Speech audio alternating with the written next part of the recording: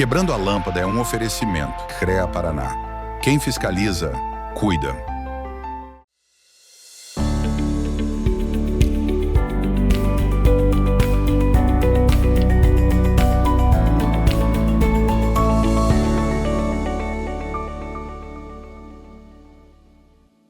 Tudo bem, meus nobres? Começa agora o Quebrando a Lâmpada, o programa que fala sobre inovação e cases de sucesso para quem quer pensar fora da caixa e transformar ideias em realidade.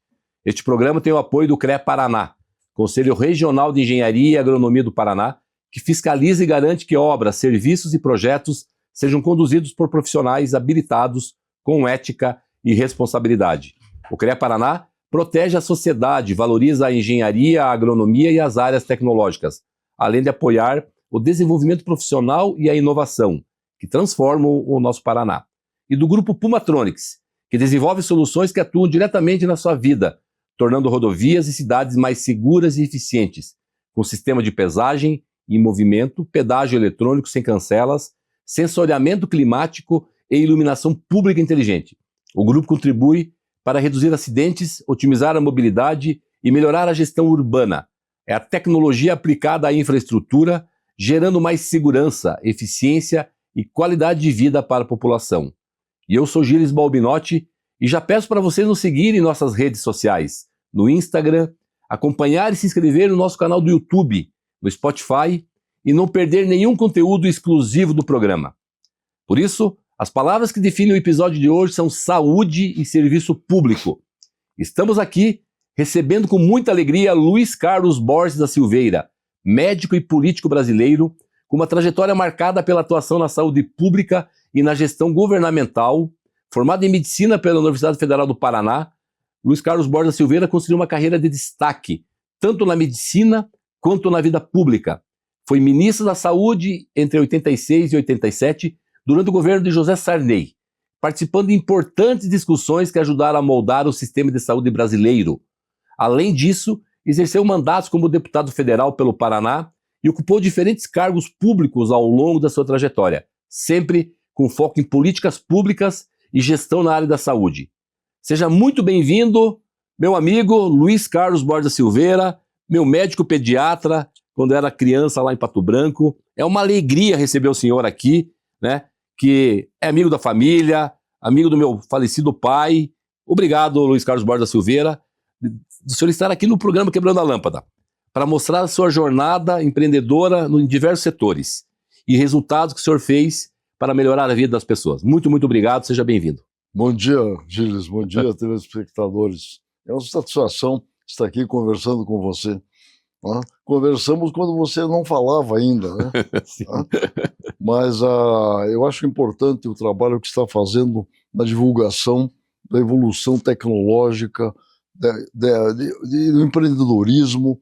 Quer dizer, esse programa está trazendo luzes para muitas pessoas que assistem. Obrigado, e é verdade isso, o que o senhor traz, né, o pessoal, poxa, mas tu vai quebrar a lâmpada, mas a luz vai continuar, porque quando a gente quebra a lâmpada é uma ideia que se transforma em realidade, doutor. Doutor Luiz Carlos Borges Silveira, a gente começa o bate-papo aqui no programa Quebrando a Lâmpada, entrando num foguete e voltando ao passado. Então eu queria entender um pouquinho como é que foi a infância do senhor, né, junto lá com a família, com os pais, porque muitas vezes a gente tem visto que esse ambiente familiar, esse ambiente enquanto criança, ele mostra muito o caminho que a pessoa segue na vida adulta, na vida profissional. Fala um pouquinho é uma curiosidade que a gente tem aqui e a nossa audiência também. Na verdade, Gilles, eu sou um homem feliz, agradecido a Deus, tudo que me proporcionou até chegar aos 86 anos em atividade. Mas eu nasci na Lapa, meus pais me deram um exemplo de vida que eu procurei seguir. Meu avô era carroceiro. Na época não tinha automóvel, ele tinha uma carroça que transportava os viajantes, os camelôs que iam vender lá na cidade da Lapa. Ele levava para o interior vendendo de carroça. Ia esperar na ferroviária, que na época era trem, não tinha ônibus, ia esperar, e a carroça dele era o táxi da Lapa. Ele foi tropeiro também. Meu pai era celeiro. Né? Então, eu tive exemplos de vida de pessoas simples, mas que procuraram sempre dar aos filhos as condições que precisavam ter. E graças a Deus eu tive. Meu pai é um homem que tinha o curso primário, mas ele era um grande leitor de grandes livros.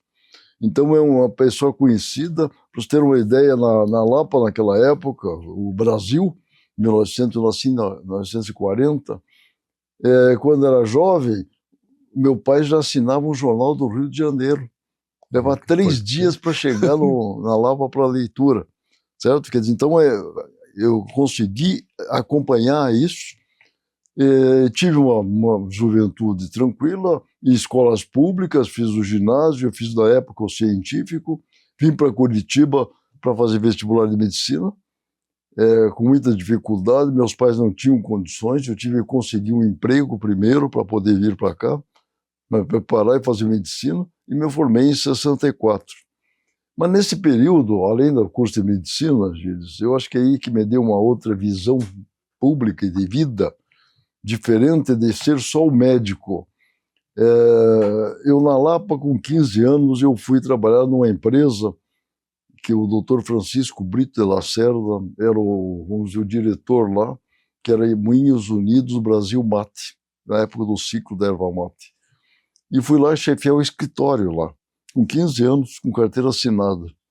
E quando mais tarde, estudando medicina, esse Dr. Francisco assumiu um cargo criado por Ney Braga, no primeiro governo, em 1960, Sim. Departamento de Assistência Técnica aos Municípios.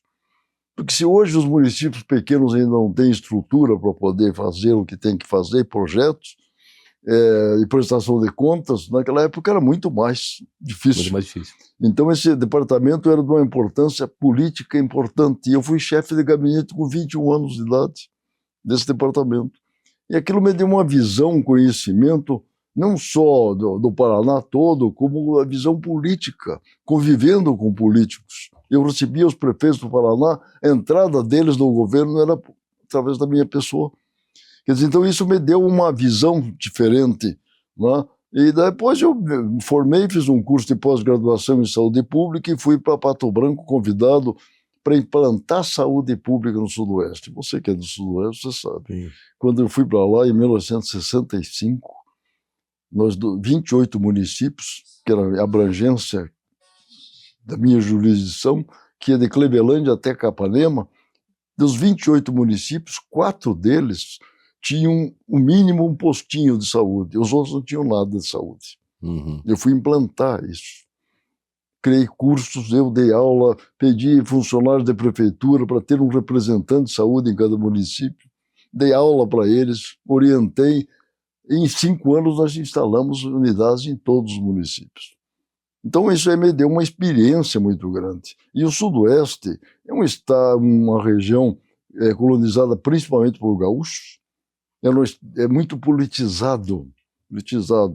E eu daí, pelo trabalho que tinha feito, já era conhecido, e tinha os grandes políticos, o Sudeste sempre teve políticos fortes, representativos, importantes. Eu saí candidato a deputado federal, primeiro vice-prefeito de Pato Branco, em 76, deputado federal em 78, com a cara e a coragem, tá certo? Sem dinheiro, tinha apoio de lideranças empresariais e profissionais liberais. Formamos um grupo que não era político militante, mas em todos os municípios nós tínhamos um grupo de pessoas pensando no desenvolvimento. Então esse grupo se uniu e me elegeram. Foi a surpresa do páreo. Grandes políticos aqui, já deputados e tal, não se elegeram. De repente saiu um rapaz de Pato Branco e foi eleito deputado federal. Federal já, de primeira, já direto federal. Federal. E em 78. E aquilo lá foi para mim assim, pela experiência que eu tinha em saúde pública, na Câmara, eu me dediquei muito à área de saúde. Muito. Eu fiquei com referência na Câmara. Fui presidente da Comissão de Saúde da Câmara por 2 legislaturas. Nós fizemos um trabalho que eu acho que o mais importante foi quando nós fizemos e criamos uns simpósios nacionais de saúde pública, 4, e eu fui coordenador de 2 e presidente do último, que saiu com a proposta do SUS, que foi um trabalho feito na base, porque o SUS foi implantado até por um pato-branquense, o Alcini. Mas foi a implantação, mas a história... A construção, a criação. A criação, por causa que tudo que vem de decreto governamental é difícil de vingar. Então você tem que ter a base. Então o que aconteceu? Nós conseguimos lá, eu como presidente da Comissão de Saúde da Câmara, criamos esses simpósios, debatemos com a sociedade, com os profissionais, sindicatos de cada área. Foi criado o Parlamento Brasileiro de Saúde, unindo Câmara dos Deputados, Comissão de Saúde das Assembleias Legislativas e do Senado Federal. E esse parlamento eu fui presidente. E nós fizemos um trabalho, reuniões em todas as regiões brasileiras, com os representantes da área de saúde e de sindicatos de trabalhadores, discutindo o Sistema Nacional de Saúde, que é o SUS. Por quê? Porque na época, Gilles,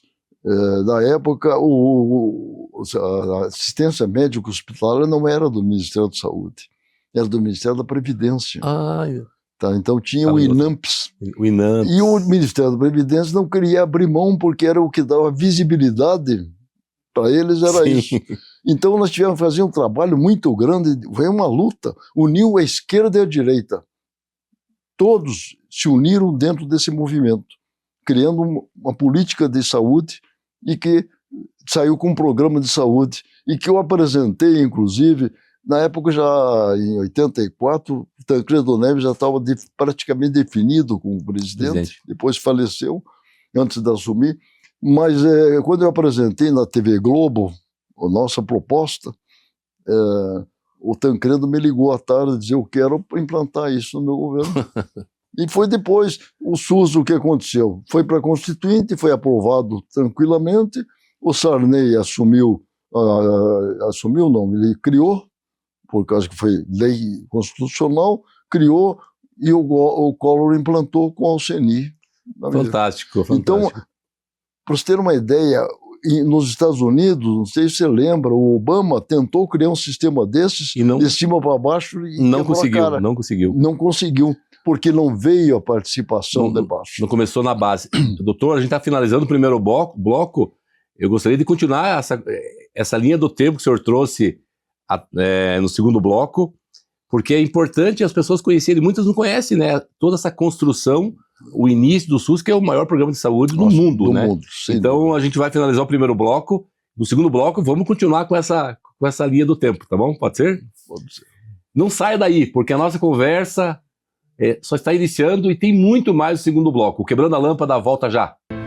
Cada vez que você volta do trabalho, que você se alimenta, cada vez que você viaja sozinho ou com a família, pega um ônibus, carro ou avião, sobe ou desce de elevador, cada vez que você pensa em qualidade ou na segurança de tudo aquilo que é produzido na cidade, no campo, nas indústrias ou em tudo ao seu redor, em cada um desses momentos, existe o trabalho de milhares de engenheiros, geocientistas e agrônomos que, em conjunto com o CREA Paraná, são responsáveis por produtos ou serviços cada vez mais presentes no seu dia a dia. Há 91 anos é assim. CREA Paraná. Quem fiscaliza, cuida.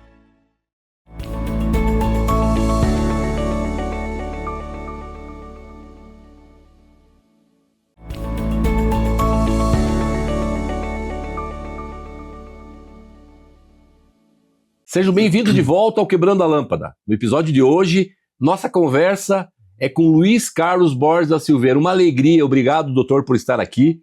Médico e ex-ministro da Saúde, com uma trajetória marcada pela atuação na vida pública e na saúde brasileira. Formado em medicina pela Universidade Federal do Paraná, Luiz Carlos Borges da Silveira também foi deputado federal e participou de momentos importantes da reestruturação da saúde pública no país. E agora a gente vai seguir nessa conversa sobre esses temas.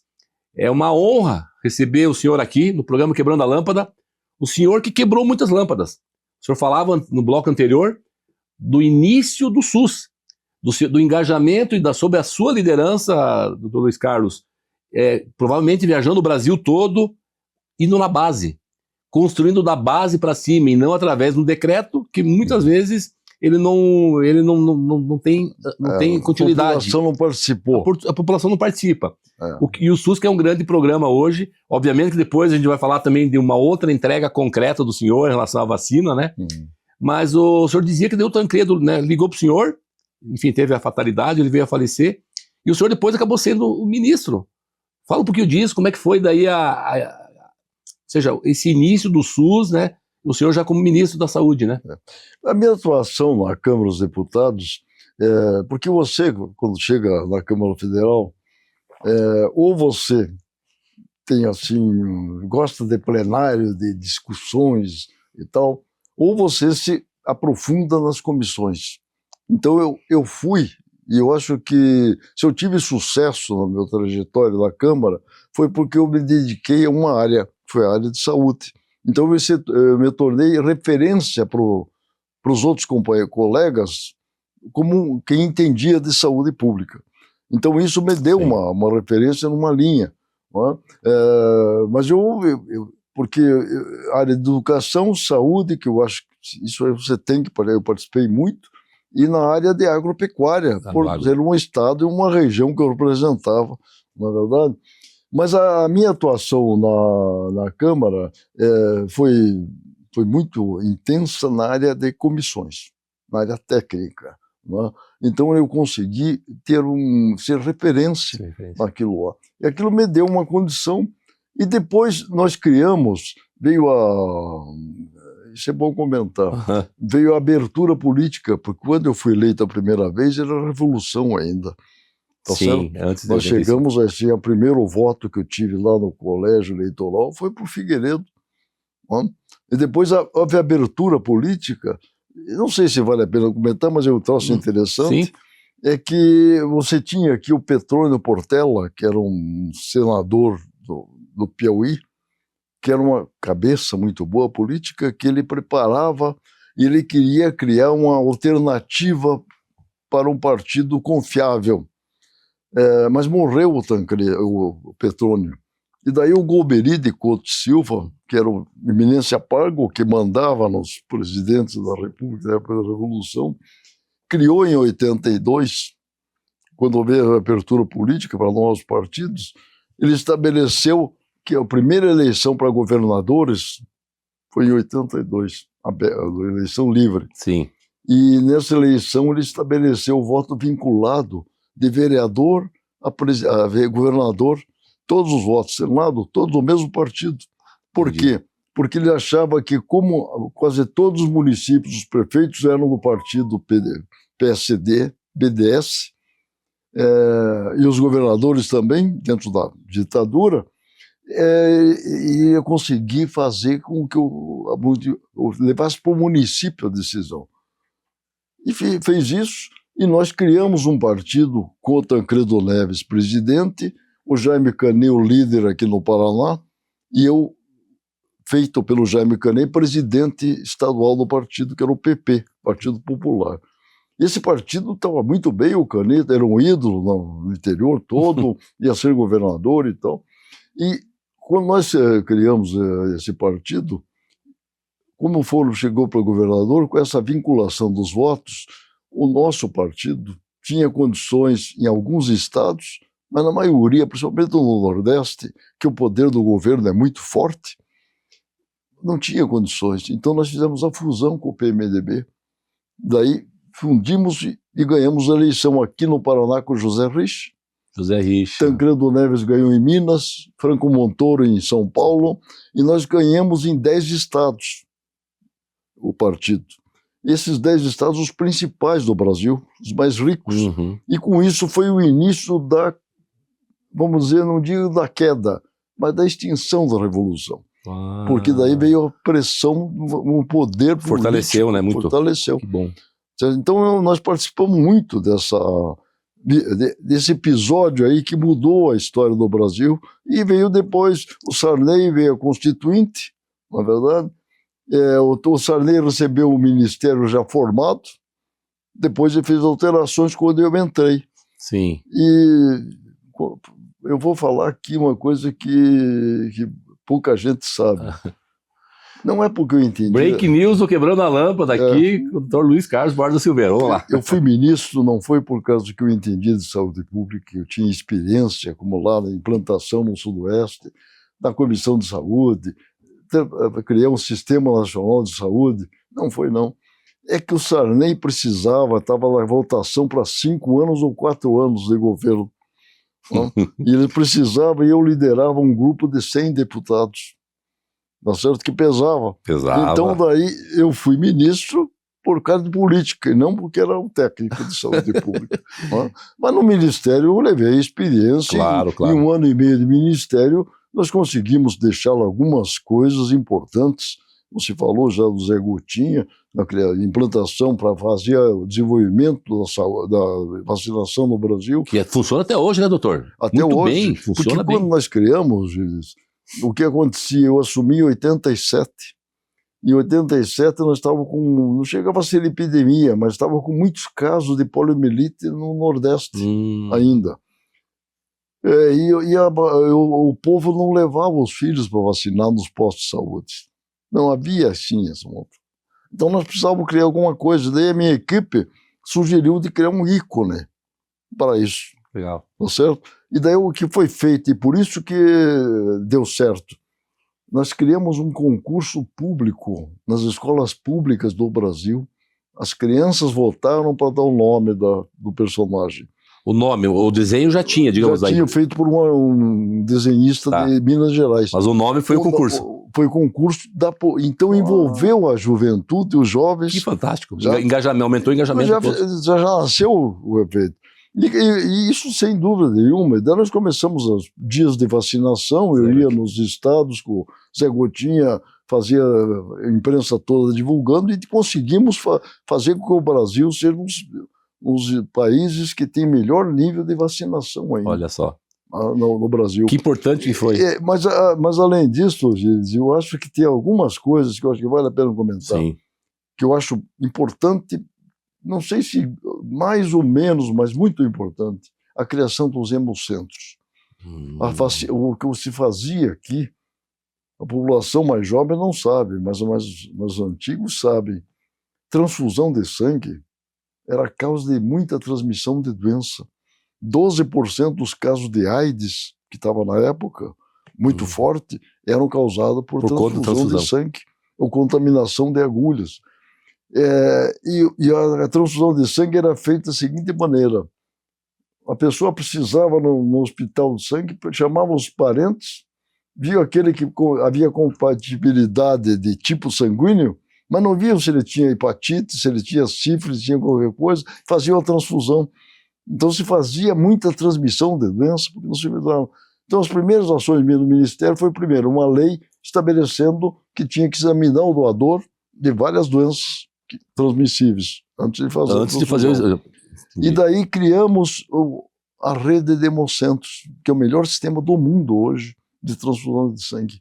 Então nós temos em todos os estados o órgão público para transfusão de sangue, que faz, vamos dizer, armazena o sangue, ele distribui para os hospitais. Acabou o comércio do sangue. Criou uma governança única também, e um controle maior. Porque era um comércio. Era um comércio. Transfusão de sangue era comércio mesmo. Eu cheguei a prender donos de banco de sangue no Rio de Janeiro, mandar prender. Sim, era um crime, né? Era um crime, mas era aberto. Sim. Né?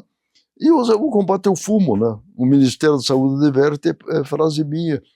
O Ministério deverte fumar é prejudicial à saúde. É uma frase sua essa? Na época o fumante era a maioria. Né? Sim. E deu um resultado ao lado da frase e de proibição dos lugares públicos de fumar. Nós pegamos contratamos o Giraldo. O Giraldo, sim. O Giraldo fez uma campanha da mídia para as crianças não deixarem os pais fumarem. E aquilo foi o maior resultado, porque as crianças cobravam do pai, olha só, não deixar ele fumar em casa, dentro de casa. Né? E o constrangimento fortaleceu o crescimento dos não fumantes. Né? Que houve uma diminuição muito grande daquela época até hoje. Não é verdade? Certo. Então, várias entregas concretas, né? Eu acho que pela experiência que eu tive de fazer já vacinação lá no Sudoeste e tal, eu tive em 1 ano e meio condições de fazer algumas ações de repercussão para o resto. E os outros ministros que me sucederam continuaram. Que coisa difícil de governo. Isso é importante, né? Deram continuidade, não jogaram de lado. Não jogaram nada. Olha. Procuraram fortalecer, porque acontece com o governo é muita coisa. Você faz o que assume, não quer ficar com aquilo, abandona aquele e faz outro. Que bom ouvir isso, doutor, né? Não houve aquele ego de, não, foi outro ministro que fez, Exatamente. Eu não vou fazer, ou seja... Doutor, a gente está finalizando mais um bloco, a conversa é boa e muitas informações o senhor traz. Eu não sabia algumas, e é uma alegria. Eu quero falar para vocês aqui, praticamente todos os sábados tem a Confraria de Pato Branco, e é uma alegria sempre ter o doutor Luiz Carlos Borges da Silveira nesse café, e eu não perco a oportunidade de chegar lá, de conversar com ele, conversar com todos, claro, o doutor Luiz Carlos Borges da Silveira, aí tá lá o Ceni Guerra, tá lá o Nilson Esguarese, todo o nosso time, né, de aprender sempre com ele. Queria reforçar, olha só, iniciou o SUS, desenvolveu toda a campanha do Zé Gotinha, que funciona até hoje também, assim como o SUS. Ele falou dos hemocentros, importante para a questão de redução, né, dos vários problemas que tinha à época, inclusive a questão da AIDS. Ele comentou, né, eu não sabia, que na carteira de cigarro lá, o Ministério da Saúde adverte, né, para os problemas, né, do fumo. É muito legal saber dessas notícias, doutor Luiz Carlos. A gente vai finalizar o bloco e logo a gente retorna para continuar a conversa, tá bom? Tudo bem. Já a gente volta, então, com o Dr. Luiz Carlos Borges da Silveira, com mais insights, histórias inspiradoras. Ele que quebrou muitas lâmpadas e transformou ideias em ações concretas, né, na área da saúde, na gestão pública, um homem público que realizou projetos eficazes para a sociedade. Certamente vai acender muitas luzes aí na sua cabeça, tá? Fica por aí que o Quebrando a Lâmpada volta já.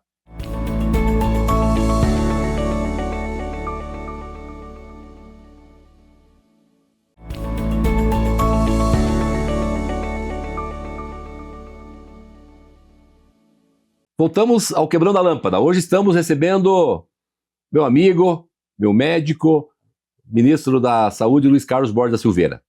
Ele foi ex-deputado também, foi deputado federal, uma trajetória marcada pela atuação na saúde pública brasileira, um homem público que levou ideias, transformou ideias em ações concretas. Então a gente vai continuar nossa conversa sobre os desafios da gestão pública, esses bastidores da saúde no Brasil, que o senhor já comentou algumas coisas sobre isso, e experiências que o senhor participou de momentos importantes da história do país e do mundo. Eu lembro que o senhor me falava, doutor Luiz Carlos Borges da Silveira, que algumas viagens o senhor teve com líderes mundiais, né? Na época o senhor foi ministro, fora do Brasil, aqui. Pode trazer um bastidor desses também e da importância do Brasil vir aqui aprender os projetos liderados por um patobranquense. Na verdade, você falou de viagens. Eu participei a convite da Organização Mundial de Saúde, quando ministro.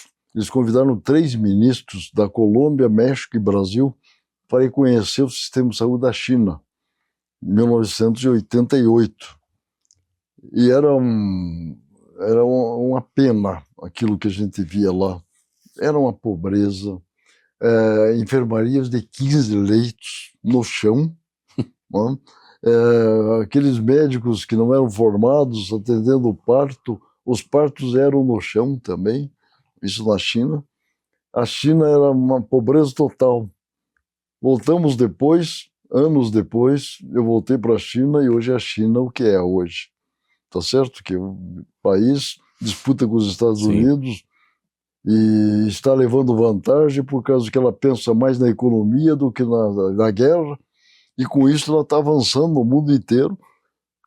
Começou imitando outros cientistas, levou cientistas para lá, estimulou empresas para ir para lá, e hoje os produtos chineses têm qualidade e preço mais barato, não é verdade?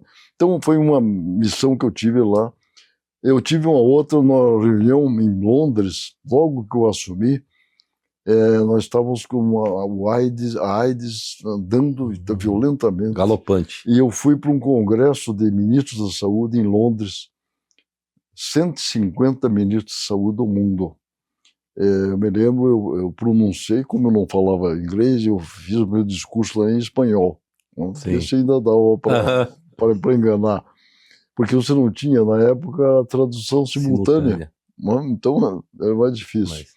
Mas o que eu vi lá naquele congresso é que você tinha, na Holanda, já o governo tinha bancas, como se fossem bancas de jornal, na praça, para dar troca de seringas e agulhas para os traficantes, não, para os usuários de droga, porque uma das causas de transmissão do AIDS era muito por agulha. Contaminada. E você tinha da África a promiscuidade, e a AIDS avançando como avançou muito na África por causa da promiscuidade. Porém, eu voltei para o Brasil vendo o seguinte: o Brasil tinha as duas coisas. Tinha o Brasil evoluído e tinha o Brasil pobre. Então, era um campo para AIDS assim, fantástico. Então, eu tive que tomar umas ações aqui. Primeiro, uma ação que eu levei um cacete na época pela igreja foi camisinha, o uso da camisinha. Fui o primeiro que fui e fiz campanha para o uso da camisinha. Para proteger, né? Para proteger, para não dar. Mas a igreja... Mas foi difícil, foi uma quebra de... E a igreja não aceitava isso na época. Né? Depois foi. E nós fizemos aquilo dos hemocentros para diminuir a diminuição. Então foi uma campanha muito grande para você controlar um pouco a AIDS. Né? Então foi outra ação assim, na missão no exterior, que eu participei e que teve repercussão no Brasil. Que legal, que bacana. É uma alegria, né? E, sabe, uma honra a gente ter o senhor aqui no Quebrando a Lâmpada, o senhor trazendo projetos que impactaram o Brasil, mas não somente o Brasil, conforme o Dr. Luiz Carlos Borges Silveira nos falou. Ideias que foram... outros países vieram aqui para aprender, copiar e levar para os seus países. Isso é muito, muito, muito legal mesmo.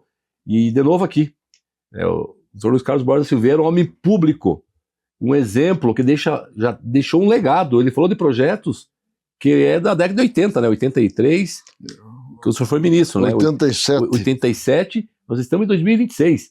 Isso é importante. Aqui fica um recado para o gestor público de todas as esferas, né? Municipal, estadual e federal, para ter o Dr. Luiz Carlos como um exemplo de homem público, com entregas concretas e que melhora a vida, protegem a vida de cada munícipe, de cada cidade, de cada município do nosso Brasil. Dr. Luiz Carlos, pode falar um pouquinho ainda nesse bloco da criação de um sistema de saúde fantástico em Pato Branco, que é uma referência regional, estadual, até para falar, e até nacional, eventualmente. O senhor participou, junto lá com o Dr. Miguel Belmonte, que também era amigo da família. Enfim, fala um pouquinho desse momento e é uma referência até hoje, né? Na verdade, quando nós fomos para Pato Branco, a sede do distrito sanitário, que eu fui chefe, era Clevelândia, eu transferi para Pato Branco. Pato Branco tinha um postinho de saúde, somente. Uma medicina ainda, aquela medicina mais ou menos, né? Pato Branco em crescimento. E nós tivemos a coragem, 4 médicos, de criar um hospital, a Policlínica Pato Branco. Dr. Celso Hilbert, o Miguel Belmonte, o Defonso Canto e eu. Nós criamos um hospital trazendo especialistas e melhorando o nível de atendimento da saúde pública. E o Pato Branco se tornou referência para toda a região, não só do Sudoeste, como o Oeste Catarinense e uma parte do Oeste do Paraná, que iam para Pato Branco porque nós tínhamos os especialistas. Então foi uma luta, uma dificuldade para conseguir implantar. Primeiro fomos num local que hoje é um hotel lá, o Bedim. Depois nós conseguimos comprar um terreno e conseguimos fazer uma primeira parte e construir o resto. E a Policlínica, sem dúvida nenhuma, virou referência. Foi o primeiro transplante de rim do Paraná, do interior do Paraná, foi feito em Pato Branco.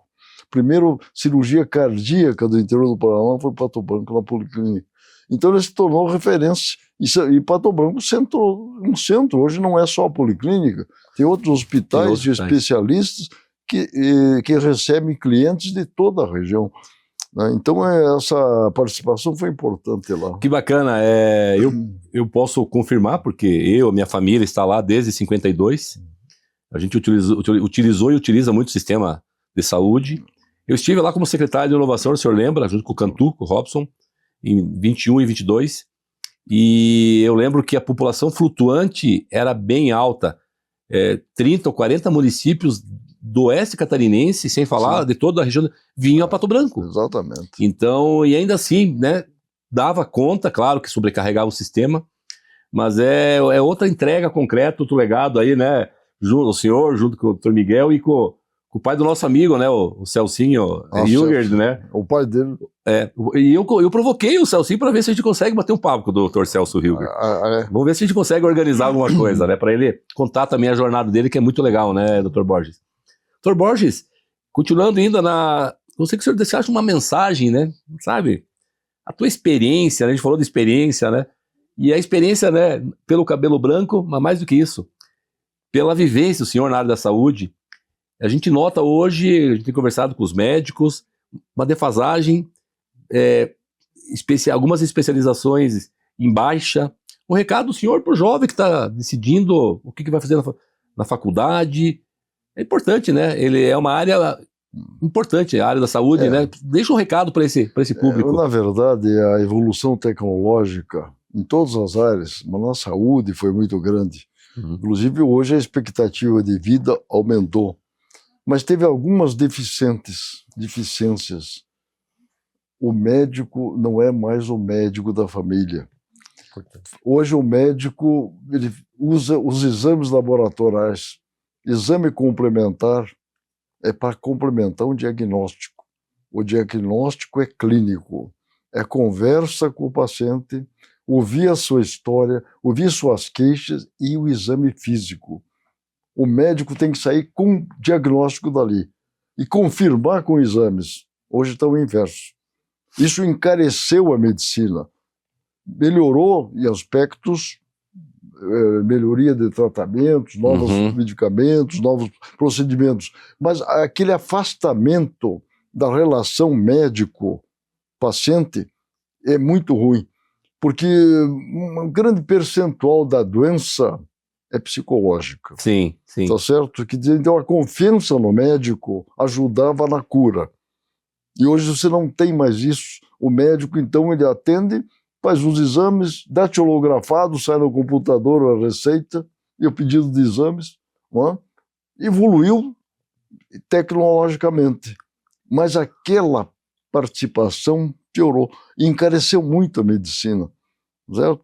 Encareceu muito, porque, na verdade, 70% dos casos você pode atender sem precisar de exames.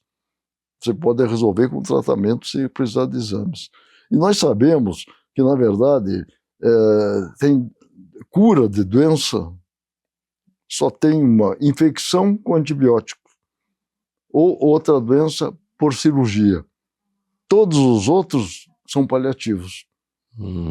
Certo? Você não cura hipertensão, você trata a hipertensão, mantém. Vai conviver, né? Não cura a diabetes, você trata a diabetes. Mas curar é só infecção com antibiótico e cirurgia, que acabam vai eliminar o problema mesmo. Né? As outras você vai mantendo, tomando medicamento para você manter dentro dos níveis aceitáveis, não é verdade? Então esse contato do médico com o paciente está fazendo falta. Olha só o que o senhor traz, a gente no programa discute muito sobre isso com os nossos convidados, desse humanismo. Está faltando essa gestão humana do médico com o paciente. Exatamente. Então esse é um ponto muito interessante que o senhor traz. E eu tive recentemente, essa semana passada, consultando um nutrólogo, o Mussi Khalil. E ele esteve aqui no programa, eu entrevistei ele, e ele falou algumas coisas parecidas do que o senhor falou, da formação do médico, que está faltando essa questão mais humana, da proximidade do médico da família. Ele me falou de algumas coisas também, um pouco do que o senhor disse também. Ele, Gelis, os médicos ainda têm dificuldade de perguntar essa conversa, como é que é? Você está dormindo bem? Porque se a pessoa dorme mal, e eu vou dizer, eu estou dormindo mal ultimamente, impacta em todo... Sim, sem dúvida em todo o nenhuma. quadro, né, da pessoa. E ele me falou isso, nunca ninguém tinha me falado. Porque, na verdade, a definição de saúde, doença, não é só aquele inverso da doença, a saúde. Sim. É um completo bem-estar físico e mental. Perfeito. Essa é a definição. Não, que bacana. Tá certo? Completo, olha só, completo bem-estar físico e mental, é isso que vai fazer com que a pessoa tenha essa boa convivência, esse, sabe, esse bem-estar no dia a dia. A gente está finalizando, doutor, mais um bloco, a conversa está muito boa, e a gente já logo retorna, tá? Então fica por aí para o nosso próximo bloco, e o próximo e último bloco, o Quebrando a Lâmpada, volta já. O Grupo Pumatronics transforma a tecnologia em segurança, fluidez e inteligência nas cidades e estradas do Brasil. Da nossa fábrica saem soluções que impulsionam cidades. Estamos nas estradas que conectam o país, nas cidades que crescem, nas redes que sustentam a inovação. Grupo Pumatronics, tecnologia que move o futuro.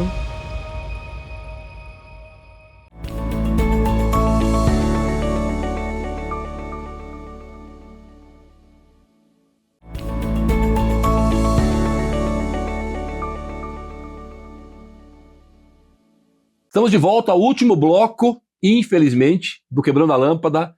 Agora a gente vai falar sobre futuro, a gente vai falar também de outro projeto que o meu amigo Borja Silveira liderou e foi precursor no Brasil, que é o EAD, o Ensino à Distância, e também outras novidades que eu acho que ele vai trazer para a gente também, tá bom? E sobre um livro que ele lançou recentemente, eu tive a alegria de estar lá no lançamento. Doutor Borja Silveira, ensino, educação é uma área também que o senhor sempre teve muita atenção, muito cuidado, uma área importante para o Brasil, uma área importante para a gente, para que as pessoas tenham sucesso na vida, né? Fala um pouquinho aí desse método que o senhor, de uma certa forma, foi precursor, para levar mais conhecimento para muito mais gente. Na verdade, o Brasil é muito grande. Então você tem o acesso aos centros universitários para a população, é muito difícil. Então o ensino à distância, na verdade, é uma solução para você poder levar ensino para todas as populações, população de todos os municípios do Brasil. E eu tinha uma amizade com o governador do Tocantins, fomos deputados juntos, eu fui do Partido Democrata Cristão, eu fui presidente, ele que me indicou para a presidência nacional desse partido, e fizemos uma amizade. E eu estive com ele e eu tinha criado faculdades como a de Pato Branco, que hoje tem curso de medicina lá já, é um centro universitário. Eu criei aquela faculdade lá em Pato Branco, criei na Lapa, criei em Campina Grande do Sul, criei em Curitiba, criei em Cascavel. E ele, sabendo disso, ele disse: Borges, eu preciso melhorar o nível. E na época estava uma exigência da lei, uma lei que foi criada, que para professor tinha que ter curso superior até tal ano. A partir dali não podia sem ter curso superior. Então nós criamos lá, pedido dele, uma equipe, criamos um ensino à distância, que estava começando aqui no Paraná, a Universidade de Ponta Grossa, mas cursos assim, isolados e pequenos, não um curso organizado. E nós criamos lá, em parceria com o governo do estado, o primeiro curso de EAD no Brasil, com 100 salas de aula, 4.000 alunos. Aulas presenciais por TV. Olha que importante. Tá certo? Diárias. 3 horas de aula diária por TV, como se fosse normal. Para você ter uma ideia, no Tocantins não tinha internet no interior, nós criamos um 0800, cada professor de cada matéria ficava 10 horas por dia disponível para o aluno, por telefone, tirar suas dúvidas. Que interessante. Você tira por internet, mas antes não tinha. Não tinha, né? Então nós criamos então foi uma experiência fantástica isso aí.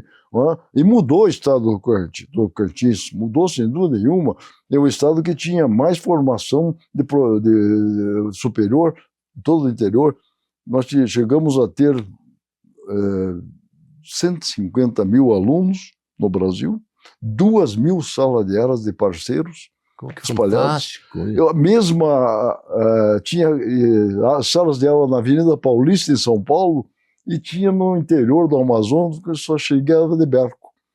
A mesma matéria, o mesmo professor, a mesma apostila.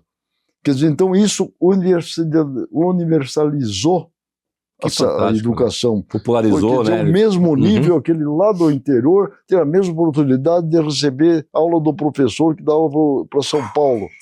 Então, isso, o ensino à distância no Brasil, desde que seja bem feito, Claro. bem feito, é a melhor solução, porque você está levando condições de ensino de qualidade para aqueles que não teriam oportunidade nunca.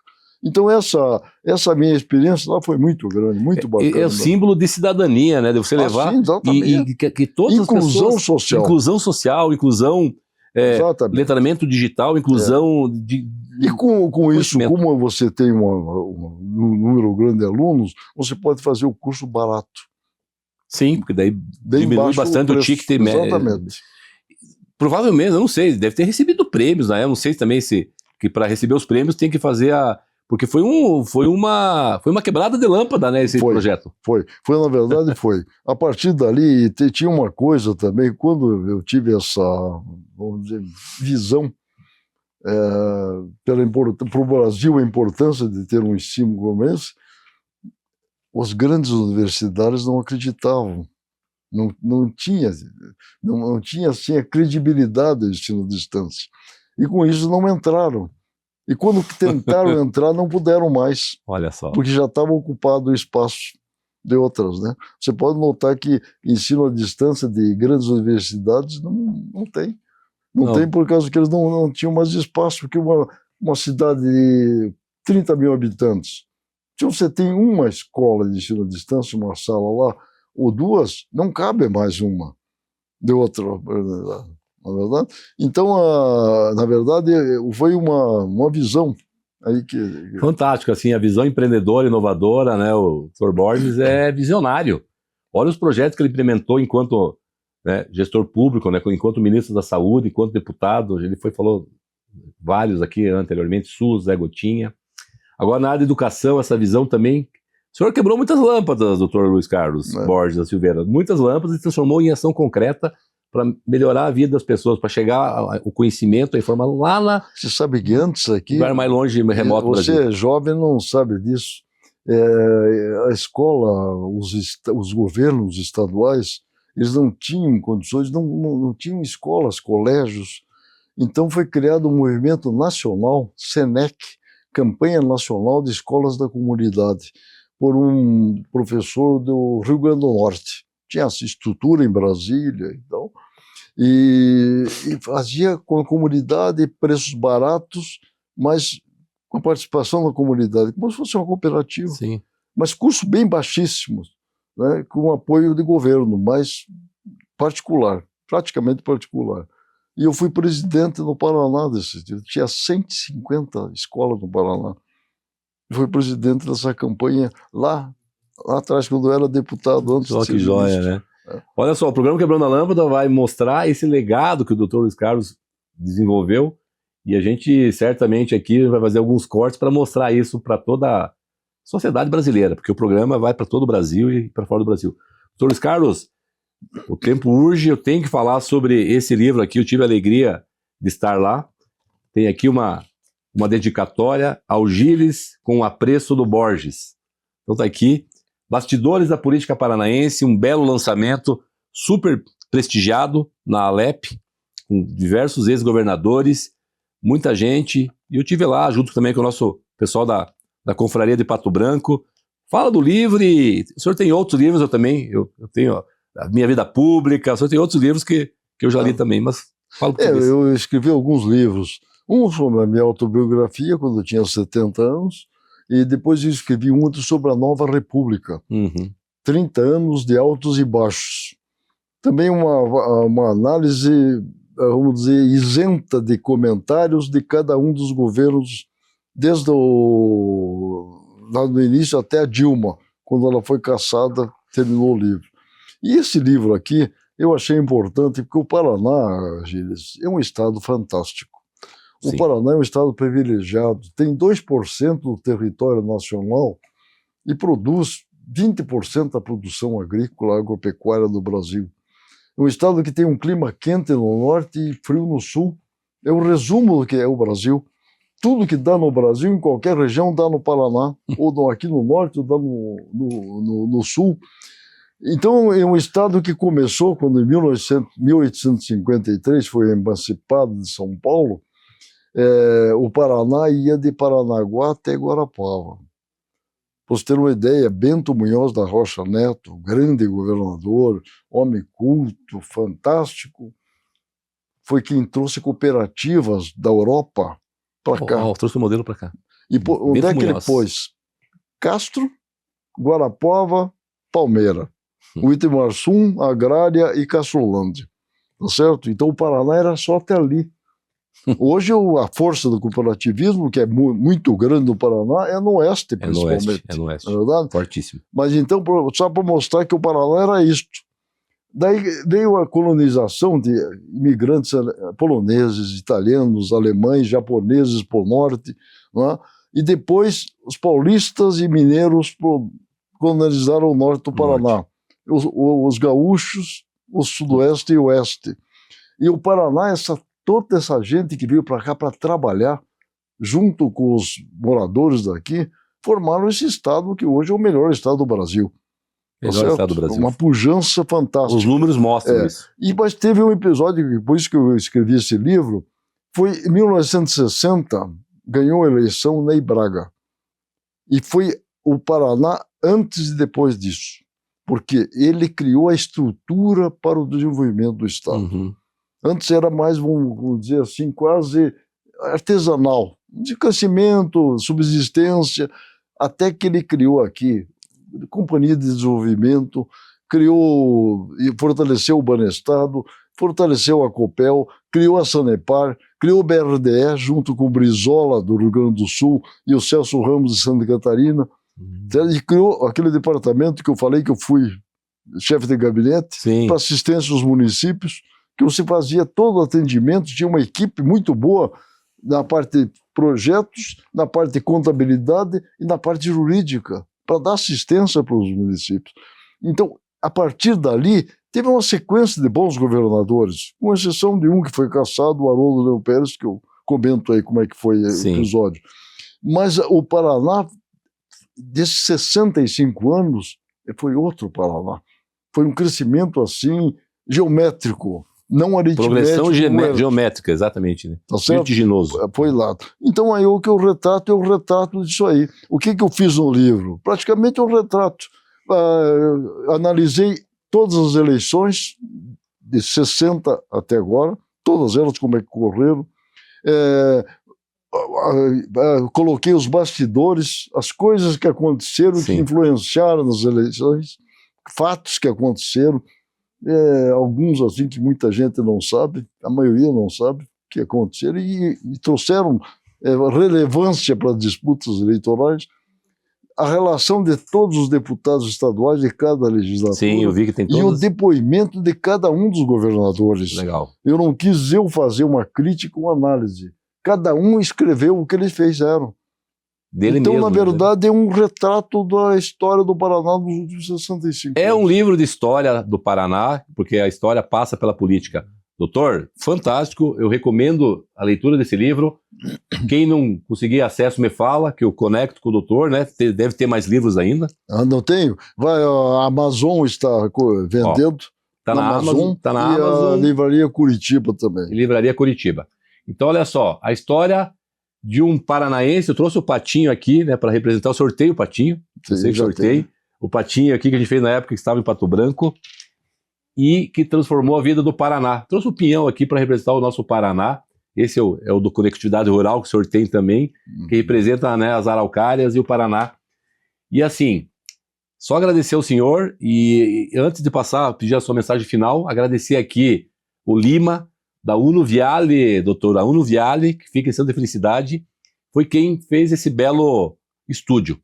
Esse estúdio muito bonito para receber vocês, receber os nossos convidados. Então, agradecer aqui Lima e todo o time da Uno Viale por esse belo estúdio aqui, que está levando as mensagens e as inspirações dos nossos convidados do Quebrando a Lâmpada para todo mundo. Doutor, a sua mensagem final, os desafios aí, e de novo, muito, muito obrigado pela sua presença. Olha, é uma satisfação de ter participado aqui, contado um pouco de histórias aí, né, daquilo que nós participamos, estamos participando. Nós temos aí um projeto que eu iniciei e que vai ser um resultado fantástico para a região sul, porque a região sul, principalmente o Paraná, é uma autofagia política, é um estado que não tem identidade por causa dessa miscigenação. É diferente, por exemplo, do Rio Grande do Sul, com a sua tradição, dos estados do Nordeste, que eles brigam politicamente de si, mas se unem em favor da região. Perfeito. E nós conseguimos agora que a bancada do Sul se unisse com a do Sudeste, criando o Fundo Sul, Ótimo. Que vai ser um projeto fantástico, vai ser aprovado, porque o presidente da Câmara já anunciou que vai colocar em votação, e ele mesmo sendo do Nordeste é favorável, porque tem o Fundo Constitucional do Norte, do Nordeste, do Centro-Oeste, não tem do Sul, do Sudeste. E nós começamos como diretor do BRDE esse movimento, e o deputado Toninho Wancher, Sim. que era o coordenador da bancada, pegou a bandeira, fez um trabalho excelente e conseguiu levar, está lá pronto para ser aprovado, uma comissão foi criada. Esse fundo, para você ter uma ideia, o BRDE financia hoje em torno de 6 bilhões o Sul por ano. Esse fundo vai dar para o Paraná isso por ano. Que fantástico. Tá certo? Para atender principalmente as cidades mais pobres. Ótimo. Para estimular o desenvolvimento e diminuir as desigualdades regionais. Então continuamos ainda em atividade ainda. Mas eu agradeço, Gilles, e me parabenizo pelo teu trabalho de divulgação das coisas que a população precisa conhecer. Levar, né, essas lições aprendidas, o legado do senhor, levar a marca das empresas paranaenses do Brasil para todo o Brasil e todo mundo. De novo, muito, muito obrigado. Só tenho a agradecer ao senhor. E já está convidado para retornar. Tá bom. Vamos para o senhor contar mais sobre os bastidores da política, as suas entregas concretas. De novo, uma alegria ter o senhor aqui. Estou até emocionado, porque o senhor aí que foi da mesma geração do meu pai, que descansou, né? E, enfim, que conhece minha família. E o senhor fez tanto pelo Brasil, e que é exemplo, né? Projetos concretos que é exemplo para todo mundo. Muito, muito obrigado. E obrigado, agradeço a sua esposa, que é a Dona Maria Inês, aos filhos, por esse suporte também, junto com o senhor aí nessas entregas. Muito obrigado. Merci beaucoup, muitas gracias, monsieur. E assim encerramos mais um episódio do Quebrando a Lâmpada. Hoje agradecemos ao nosso convidado Luiz Carlos Borda Silveira e a você que nos acompanhou até aqui. Este programa tem o apoio do CREA Paraná, Conselho Regional de Engenharia e Agronomia do Paraná, e o Grupo Pumatronics, que desenvolve soluções que atuam diretamente na sua vida, tornando rodovias e cidades mais seguras e eficientes. Não deixe de nos seguir nas redes sociais, acompanhar nosso canal no YouTube e Spotify. Até o próximo episódio e continue pensando fora da caixa. Muito obrigado pela sua audiência, divulgue o programa para a sua rede e até o próximo episódio. Muito, muito obrigado. Tchau!